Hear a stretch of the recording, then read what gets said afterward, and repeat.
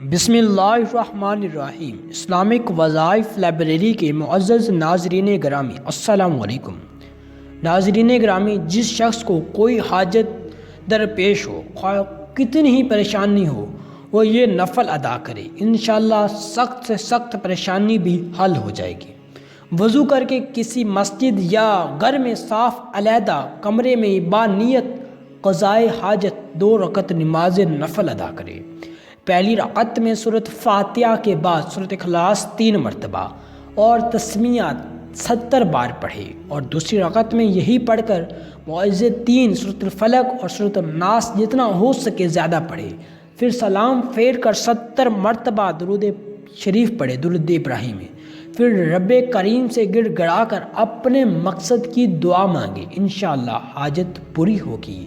یہ عمل انتہائی مجرب اور بس دل میں نیت کریں اور اپنے من کی مراد پالیں۔